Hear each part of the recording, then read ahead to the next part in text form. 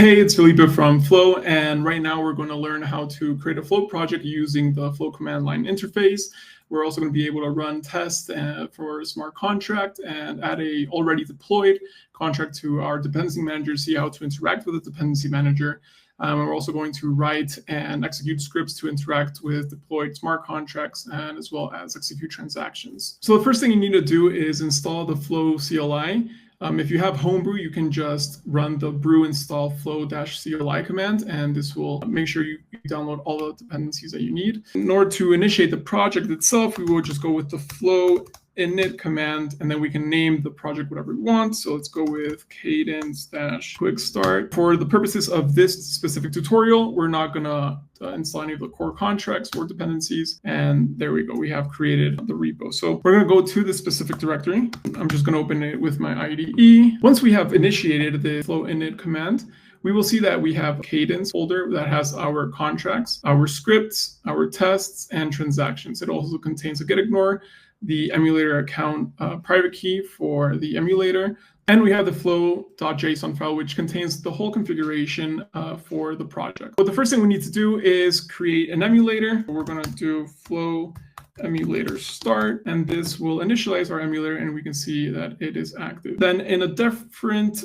command terminal, we're going to create the new account. So as you can see here, we have accounts, and this is like the emulator account that comes every time you initialize a Flow project, and it uses this emulator account private key. But we're going to create a new account. So we're going to go with flow account create, and then we can have a new account name. So for the purposes of this tutorial, we're just going to go with test-account, and we're specifically going to choose the emulator network. And then you can see here that this is the address of the new account, balance, keys, we have the public key, and all the information regarding this specific address. But more importantly, you can also see that it has been automatically added to the flow.json file, which is pretty nice, because instead of having to go and have things in a .env and having things in a different file, you can interact with all your configuration from the command line, which is pretty nice. Now we're going to have deployments that we're going to add to the flow.json. So we're going to go flow config add deployment, and then we're also going to go for emulator, and then we select the account. We're going to use the test account because that's the one we're interested in, the one we just created, and we are going to deploy specifically the counter contract, the Cadence contract. And no, we don't want to wish any other deployment. Perfect. So now when we go here to deployments, you can see that we have in the emulator, which is the number we're going to choose, we're going to deploy it from the test account, and the contract specifically that we're going to deploy is the counter contract. We can add more contracts, which we'll be doing later on throughout this video. So once this is already set in place, then we can deploy the whole project. So we're going to go flow project deploy, and you can see that we have successfully deployed the counter contract. This is the address itself. Now this is great. As we saw in the previous tutorial, we already saw how the counter contract works itself and how the get counter script works and what is their purpose. So let's actually see this in action and see how we can do this. First, we're going to use the get counter script to see if we can read the data from the blockchain itself. So we're going to go flow script execute Cadence script counter, and then perfect, we see the output we were expecting, which is 0. Now what we want to do is test the transactions. In the transactions, we have this transaction here, which is the increment counter transaction.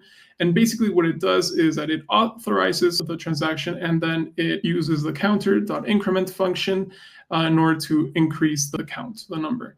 And then once we have that, we retrieve the new count and log it. To execute this transaction, we need to run the command flow transactions send Cadence transactions. So by default, if I run this, it's going to use the emulator account. But if we want to use the specific account that we desired, which in this case was the test account, we can add the -- signer flag, and then we add the test account name. So we add the signer flag and then the account name, and it worked absolutely perfect. So you can see here the status is complete, sealed the transaction. You can see that we are both the payer and the authorizer and the proposal of this transaction. And it's the same address as the account we created, right? Which is the test account, which starts in 179. If we go all the way down here, we can see that it is 179, 179B, 179B is the same. So we actually deployed from the count we wanted to. And we can see here that the new count is 1. This is the event whenever the counter is incremented. So everything is working as intended. Now, this is great, but we also want to interact sometimes with install different dependencies and change stuff within our flow configuration. The really cool thing about this and interesting part about how the flow.json file is useful is that you can do everything from the command line. I want to be able to add enough numbers into this counter so that if it reaches the thousands, then it's not just going to be 1 and 3 zeros, but it's going to have a comma. So we're going to use a number formatter. So in order to do this, we're going to go to this code right here. And it's basically just going to grab this dependency and install it from the testnet. Run this. We're going to use it for the test account. We're not going to add an alias for it. It's not relevant for this moment. And then it's done. You can see here in our imports, we have the number formatter, which is great. And if we go down to our flow.json, we can see here in the dependencies, we have the number formatter, which has the testnet address. So this is pretty cool. Instead of having to fix all your remappings in Foundry or having to do this whole set of troublesome and cumbersome operations, you just do everything very cleanly from the CLI. With this set in place, we're going to go and deploy this. We're going to go back to the command of flow project deploy. We can see counter, nothing changed with that, so we're going to skip it. But the new contract number formatter was added, and that's the one we care about. We're going to go to get counter. And now we need to fix this script in order to format correctly the output. Import number formatter. Okay, so now we added a couple of stuff to the get counter script. And the important stuff here is that we are importing the number formatter. And this import, what it does is it looks for the flow.json file and then sees what it can pull up. So it sees that it has a number formatter here. So it's going to use this address specifically to import correctly the code. Same as before, it retrieves the count from the counter contract. But then now, instead of just leaving the normal number output, the normal integer, it's going to convert into a string. And specifically, it's going to also format it with commas.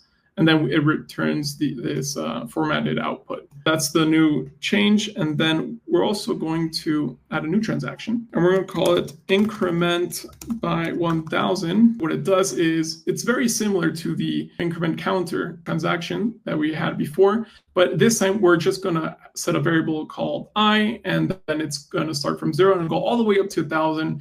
And for each iteration, each number it goes through, it's going to increment the count, and then it's going to move the next place. What this does in a simple and concise way, it just adds 1,000 values to the count. After this whole operation succeeds, it's going to retrieve the new count, and it's also going to log it. Let's play around with this. We're also going to do flow transactions, and this is like before, but instead of just having the increment counter contract, we're going to do the increment by 1,000 cadence. If we just run this, it's going to run naturally. But if we care about specifying which account is going to run this, we use the signer flag.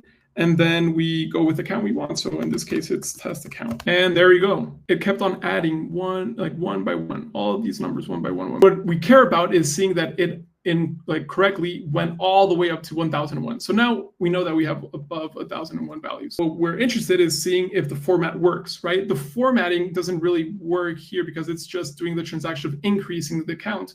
What we care about is in the get counter script specifically, when it retrieves this number, it must be formatted. Here to the flow scripts, and we execute the get counter script and we run it, we can see perfectly that it is now a string with the formatted 1,001 value. So why is this important? This is pretty cool because specifically if you're a Solidity developer, we updated the features and the functionality specifically of the smart contracts without having to update the contract itself. We were able to do this without needing access or permissions.